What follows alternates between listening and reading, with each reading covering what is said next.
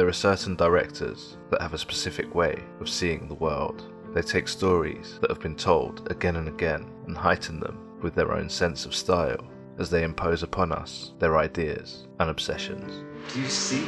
In the case of director Michael Mann, his obsession with law and order has led to a body of work that explores the existential core of his characters that not only enforce the law, but also break it.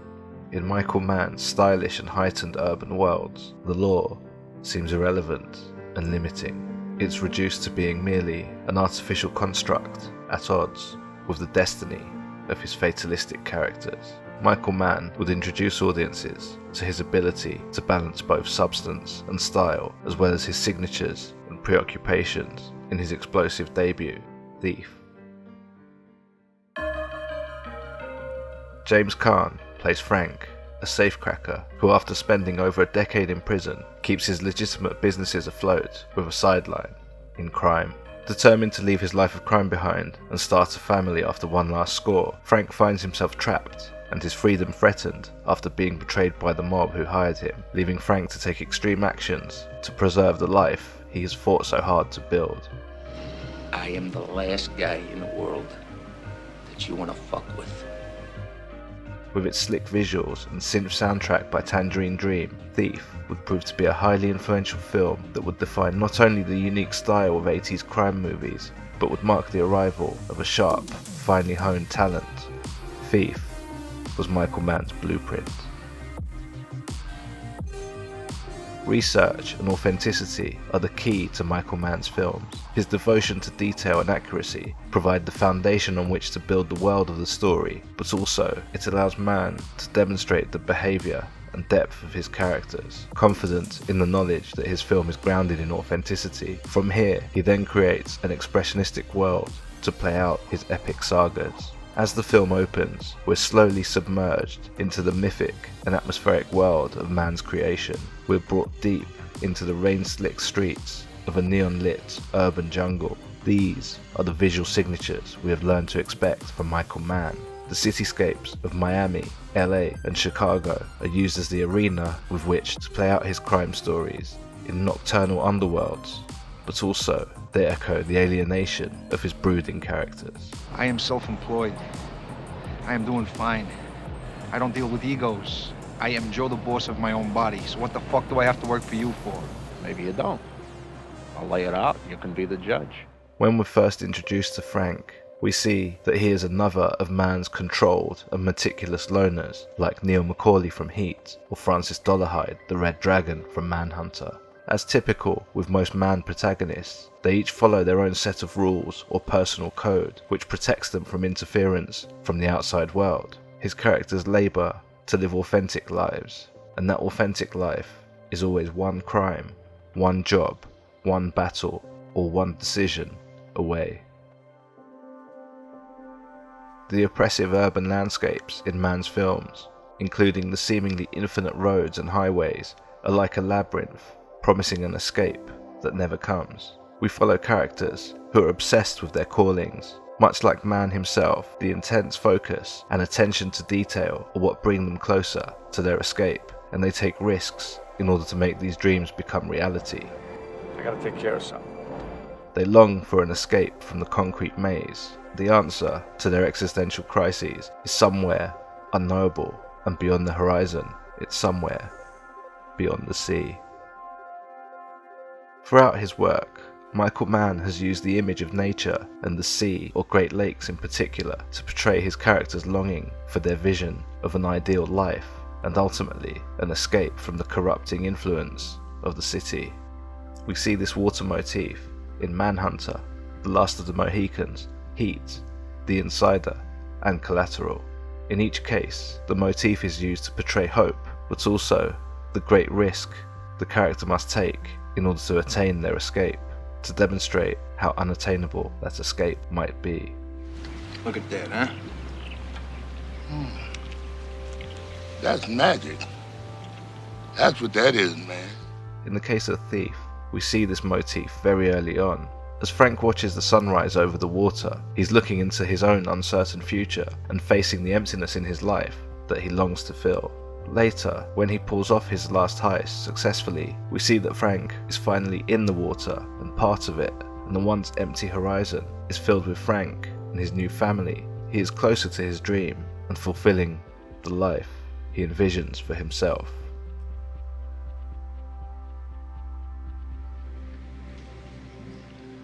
What is this? That is my life.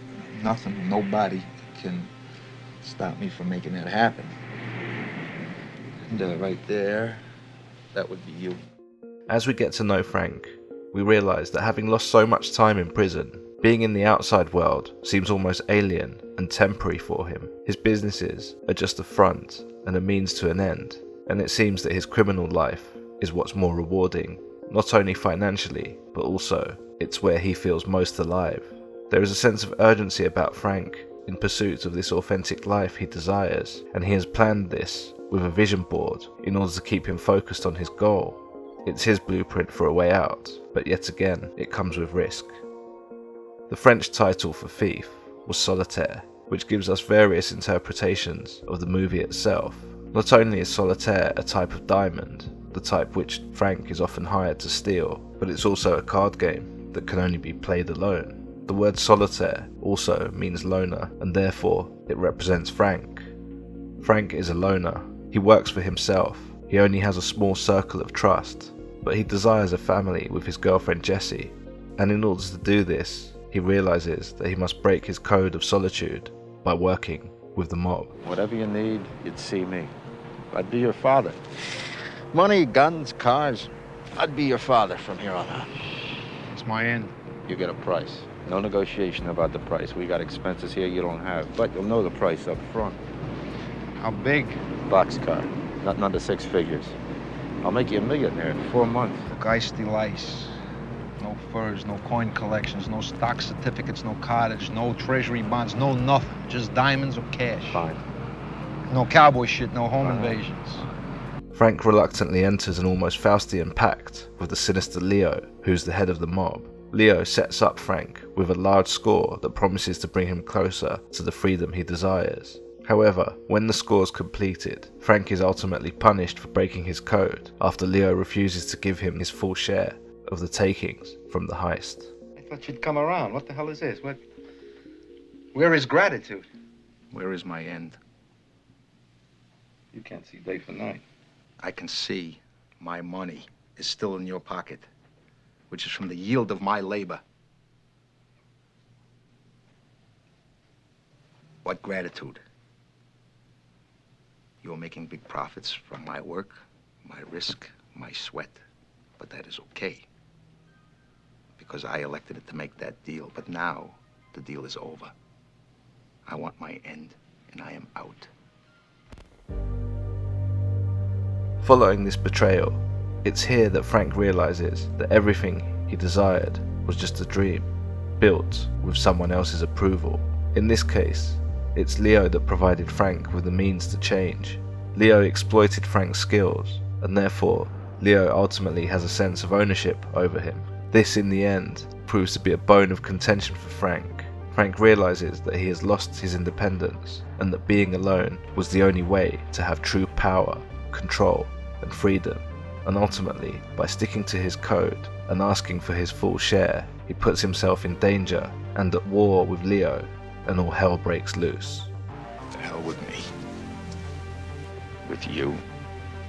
With everything. I'm throwing you out.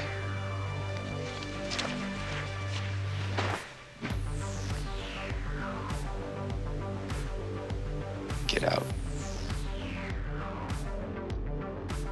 In the final act of the film, we see Frank go into survival mode.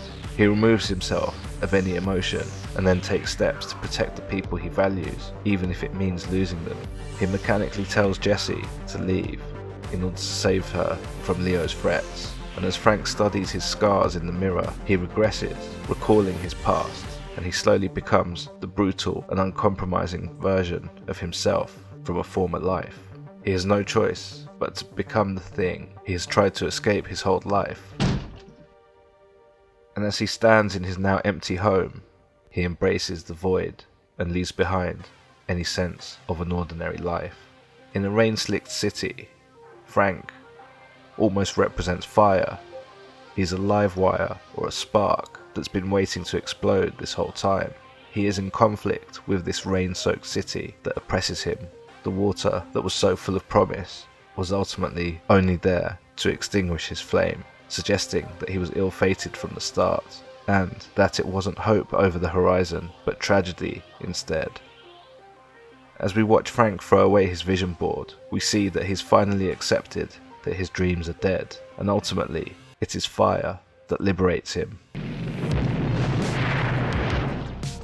In the end, Frank regains control of his life, but it's a life alone. He would rather destroy his own world than have someone else destroy it for him.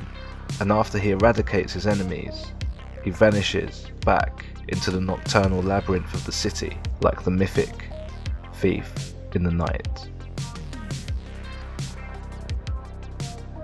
So that's my take on Michael Mann's The Thief. Thanks for watching. See you next time. Look, in what I do, there are sometimes pressures. What the hell do you think that I do? Come on, come on. Come on! Every morning I walk in for 5 months, say hi. What the hell do you think that I do?